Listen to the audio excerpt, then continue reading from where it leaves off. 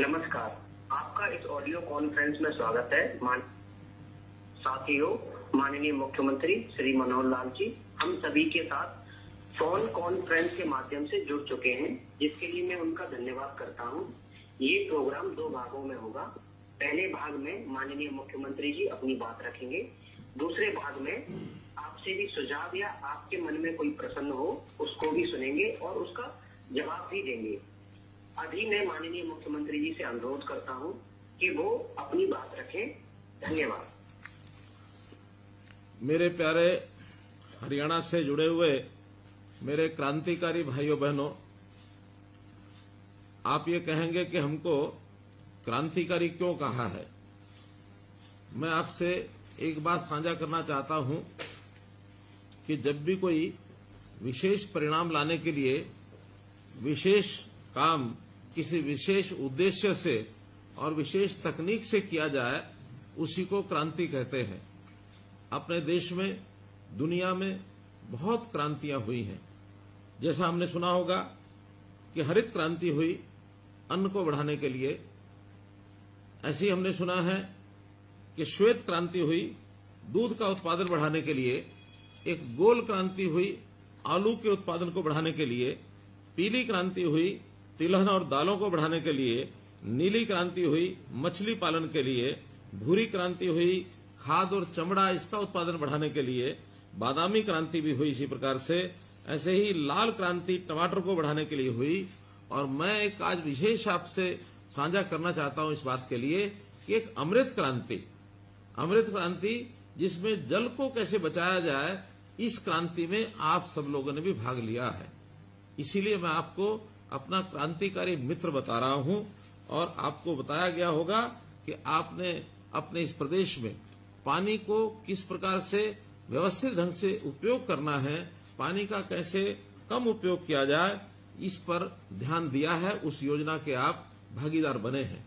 हम जानते हैं कि पानी कम भी और ज्यादा भी दोनों हानिकारक हैं। ज्यादा पानी आ जाए तो बाढ़ आती है और हमारी फसलें बाढ़ में नुकसान हो सकता है।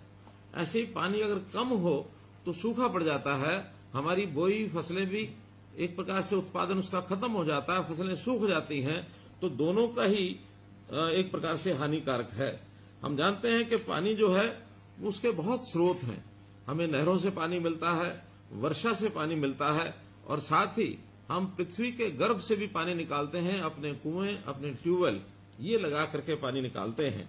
हमारा एक समय था परंपरागत तरीके से हम अपने तालाबों से सिंचाई करते थे वर्षों पहले, और तालाब भी अपने आप नहीं बने थे। तालाब भी हम देखते हैं गांव के किनारे बहुत से उस समय के लोगों ने अपने अपने गांव में बड़े बड़े तालाब खोदे ताकि इस वर्षा के पानी को हम इकट्ठा कर सकें और उसका उपयोग कर सकें दैनंदिन जीवन में भी और सिंचाई में भी। अब इस प्रकार का एक समय अब आया है, हमको इन सब चीजों पर ध्यान करना होगा कि समय के हिसाब से चीजें अब बदल गई हैं, क्योंकि अब पानी का उपयोग, ये अंधाधुंध पानी का उपयोग होने लगा है। हमें खेती के लिए भी पानी चाहिए, हमें पीने के लिए भी पानी चाहिए, हमें दैनंदिन जीवन में जो पानी है उस पर भी बहुत उपयोग उसका होने लगा है। उद्योग के लिए भी पानी जो है वो हमको चाहिए और पानी निरंतर कम होता जा रहा है। एक प्रकार का अगर कहें कि जैसे मौसम में बदलाव हो रहा है, वैसे वर्षा भी अब अनिश्चित हो गई है। समय के अलावा आगे पीछे वर्षा होती है जिसका नुकसान होता है। अभी इन्हीं दिनों में वर्षा के ज्यादा होने से हमारी फसलें कितनी खराब हुई हैं। तो इन सब बातों का जब ध्यान करते हैं तो हमें पानी बचाने का एक विचार ये जरूर आता है। हम जानते हैं जल, जंगल और जमीन, ये तीनों चीजें हमारे जीवन का आधार हैं और इन तीनों पर हमको चिंता करनी चाहिए। और जब चिंता करने की बात आई तो उसमें से एक विचार आया कि आखिर पानी का सदुपयोग कैसे किया जाए। पानी को कैसे बचाया जाए। जैसा हम देखते हैं कि पानी खेती के लिए सबसे ज्यादा पानी धान में उपयोग होता है, गन्ने में उपयोग होता है। इस पर हमने एक नया विचार जो आपके सामने मैं रखने वाला हूं, लेकिन उससे पहले कुछ और चीजें ये ध्यान आपको मैं कराऊंगा कि पानी जमीन के अंदर से हम दोहन करते हैं तो जमीन धीरे धीरे पानी उसका खत्म होता जा रहा है और इससे जमीन बंजर होती जा रही है। पानी जमीन के लिए उसी प्रकार का एक मैं कहूंगा कि एक पानी की मात्रा जैसे शरीर में खून होता है। अगर हट्टा कट्टा रिष्ट पुष्ट बलशाली शरीर उसमें से खून की कमी हो जाए तो शरीर क्षीण होता चला जाता है, कमजोर होता चला जाता है, शरीर में ताकत नहीं रहती है। ऐसा ही अगर हम जमीन में सोचते हैं तो जमीन का जब पानी हम एक सीमा से अधिक निकालते हैं तो जमीन भी धीरे धीरे गैर उपजाऊ हो जाएगी, बंजर हो जाएगी। एक प्रकार से मरुस्थल और रेतीला इलाका वो भी पानी के कमी के कारण से होता है। उसमें से ही ये सब विषय हमको ध्यान में आए कि हम पानी का किस प्रकार से उपयोग ठीक करें। और इसके लिए जब पानी की कमी महसूस हुई, पानी जमीन में बहुत नीचे जाने लगा, तो डार्क जोन का एरिया ये घोषित हुआ। सेंट्रल वाटर कमीशन, केंद्र का जल आयोग, उन्होंने भी हमारे प्रदेश के 36 ब्लॉक उनको डार्क जोन घोषित कर दिया है। एक रिपोर्ट के अनुसार हमारे 7,287 गांव, जिसमें 3,041 के अंदर पानी की कमी महसूस की गई है और 1948 तो ऐसे हैं जो गंभीर संकट में आ गए हैं। उन जगह पर तो पानी 30 मीटर से भी ज्यादा नीचे चला गया, अर्थात 100 फुट से भी ज्यादा। तो ऐसे जो गंभीर संकट के गांव हैं उनमें भी पानी की व्यवस्था कैसे ठीक की जाए, तो इसी के लिए मैं ये कहूंगा कि सरकारी जो तंत्र है वो हरकत में आकर के जो कई चीजें हमने की हैं उसके अंदर, जैसा केंद्र में जल आयोग है ऐसे हमने प्रदेश में भी प्रदेश जल संसाधन प्राधिकरण ये बनाया है और उनको कहा है कि पानी का नियंत्रण ये कैसे किया जाए, पानी का सदुपयोग ये किस प्रकार से हो, और खास करके जिस पानी का हम उपयोग कर लेते हैं और जो पानी खराब हो जाता है, गंदा हो जाता है, उसको भी कैसे सफाई करें, कैसे हम एसटीपी सीवरेज ट्रीटमेंट प्लांट लगाएं, कैसे वेस्ट वाटर ट्रीटमेंट प्लांट लगाएं और उसका उपयोग दोबारा से रीयूज उसको कहना है, दोबारा उपयोग करने के लिए उसको लेकर आए। आपकी जानकारी के लिए हमने करोड़ों रुपए लगा करके 200 एसटीपीज लगाए हैं और इसका लगभग 700 क्यूसेक पानी ये हम इसको दोबारा से उपयोग कर रहे हैं। और इसमें चाहे वो हमारी इंडस्ट्री में काम आता है, चाहे वो बागवानी में काम आता है, खेती में सिंचाई के लिए भी उसका उपयोग कर रहे हैं। तो एक बड़ी जिसको कहना चाहिए बड़े कदम इसके लिए उठाए जा रहे हैं। और इस नाते से दूसरा जो ज्यादा चिंता का विषय है वो जमीन के अंदर का पानी। जमीन के अंदर के पानी को पूरा करने के लिए पहले हमारे तालाब थे वो भी उपयोगी होते थे, जमीन में पानी को रिचार्ज करके नीचे सतह पर पहुंचाते थे। जमीन पोरस भी होती थी, जमीन के अंदर जैसे केचुए उस समय खेती में काम करते थे, वो जमीन को उसको जो पोरस कर देते थे और उसमें पानी जो है नीचे जमीन में चला जाता था। लेकिन अब हम देखते हैं जैसे केमिकल का जो खाद हमने उपयोग करना शुरू किया है, तब से मिट्टी की परतें, ऊपर की परतें और वो सख्त होती जा रही हैं और वो ठोस हो गई हैं। सख्त होने से जमीन में वर्षा का पानी भी जो है वो रिसता नहीं है, तो उस रिसाव के ना होने के कारण से नीचे पानी नहीं जा रहा है। हमने इसके लिए कुछ प्रयोग करने शुरू किए हैं, जैसे रिचार्ज वेल, जैसे पानी जमीन के अंदर वर्षा के दिनों में कैसे जा सके, लगभग 1000 रिचार्ज वेल ये हमने बनाए हैं। इसी प्रकार नई झीलें और जो पुरानी झीलें हैं और तालाब हैं उनको साफ करने का काम, नई झीलें बनाने का काम ये हमने किया है। इसके लिए हरियाणा में तालाब प्राधिकरण ये भी हमने बनाया है। लगभग 8000 तालाब हैं, उसको कैसे स्वच्छ किया जाए, कैसे उसकी सुंदरता बढ़ाई जाए, कैसे उसके पानी का उपयोग माइक्रो इरिगेशन के नाते हम उपयोग कर सकते हैं। तो इस प्रकार से ये सारे कदम और हमने उठाने शुरू किए हैं।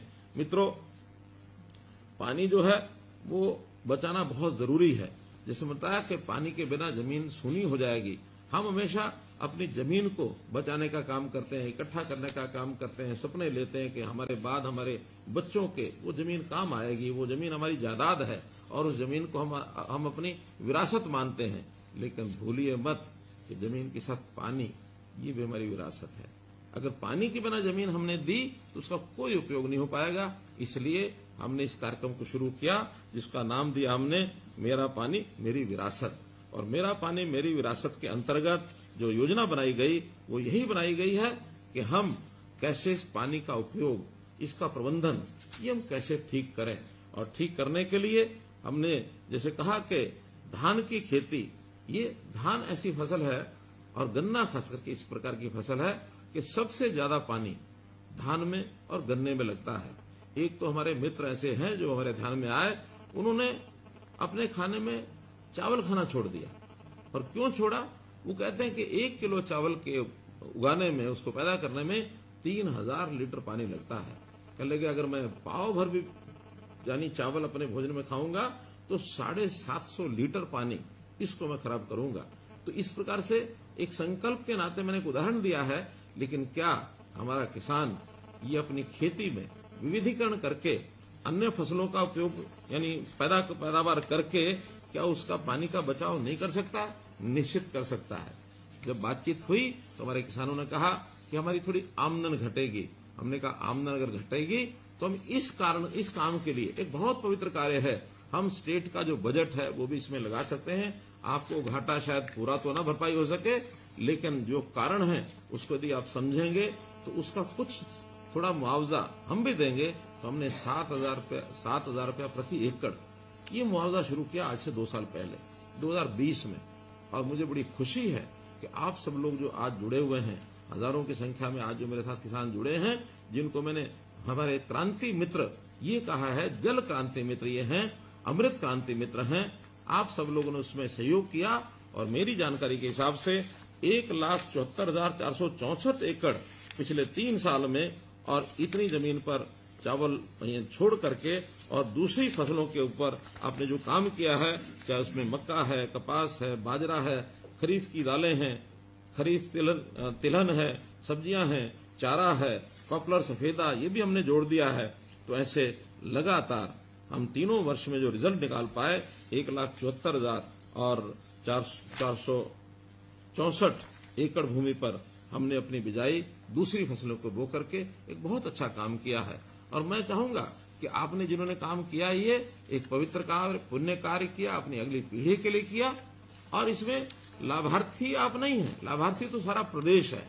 यानी हम कहेंगे कि हम लाभार्थी 7,000 रुपए के हैं, 7,000 रुपया तो केवल एक थोड़ी मात्रा में आपको जो आपको नुकसान होगा उसकी पूर्ति करने के लिए दिया। लाभ तो हमारी अगली पीढ़ी को हो रहा है, पूरे प्रदेश को हो रहा है। आप तो इसमें कर्म करने वाले कर्मार्थी बने हैं।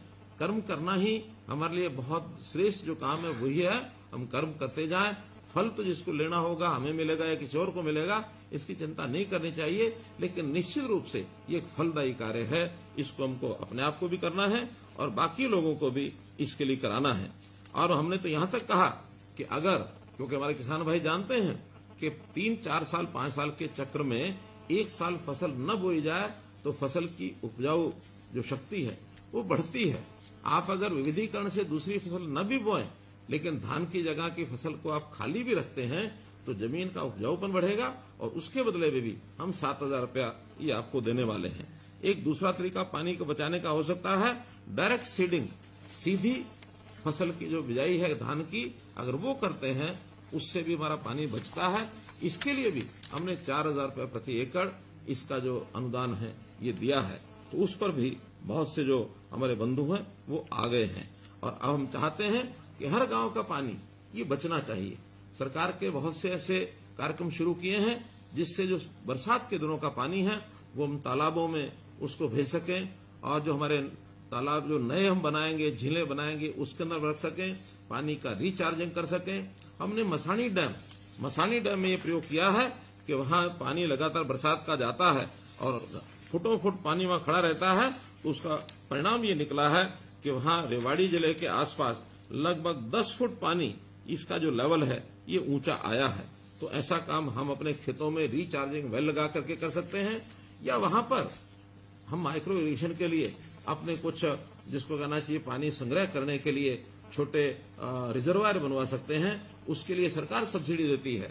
हम माइक्रो इरिगेशन का अगर प्रयोग करते हैं तो सरकार उसके लिए भी 85% ये सब्सिडी देती है।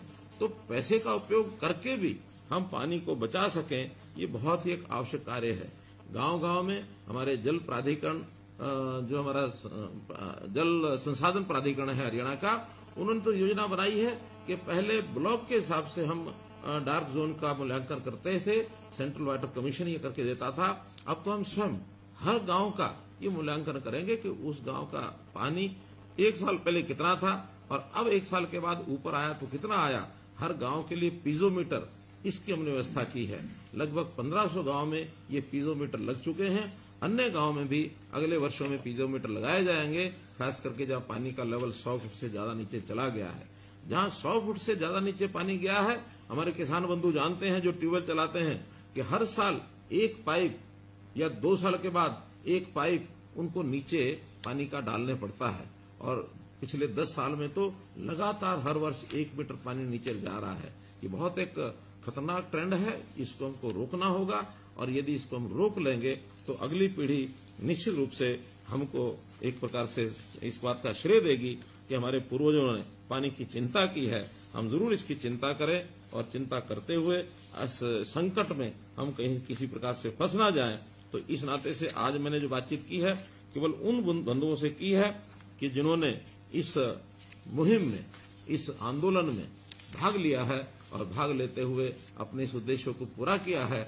आज इस अवसर पर मैं आपको बहुत बहुत बधाई और बहुत बहुत शुभकामना देता हूं कि अपने इस काम को हम स्वयं भी करें और अपने जो पड़ोसी और किसान बंधु हैं उनको भी कहें कि पानी ये बहुत जल ही जीवन है जैसा कहते हैं। तो जल ही जीवन के नाते से पानी को बचाना, अगली पीढ़ी के लिए पानी हमारा ठीक से हमें मिले, इस एक संदेश के साथ मैं आपको पुनः बहुत बहुत शुभकामना देते हुए बहुत बहुत धन्यवाद करता हूँ।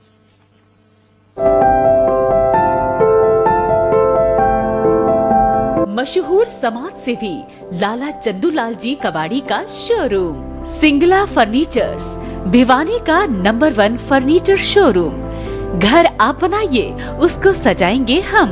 सिंगला फर्नीचर्स की एक्सक्लूसिव रेंज के साथ, जैसे sofa set, dining table, double bed, show pieces. इसके अलावा आपको यहाँ मिलेंगे फैंसी मंदिर, अलमारी, सोफा कम बेड, झूले, ऑफिस कुर्सी व टेबल। दिल्ली व गुड़गांव से मिलने वाला फर्नीचर अब आपके शहर भिवानी में सिंगला फर्नीचर्स पर मिलेगा, वो भी बेहतरीन रेंज व उत्तम क्वालिटी के साथ। हमारे यहाँ फर्नीचर्स आइटम खुद के कुशल कारीगरों द्वारा तैयार किए जाते हैं। तो सजाइए अपने सपनों का घर सिंगला फर्नीचर्स के साथ। खुद का भरोसा व बाजार से सस्ता। सिंगला फर्नीचर्स, 49 न्यू काठ मंडी, लोहारू रोड, भिवानी।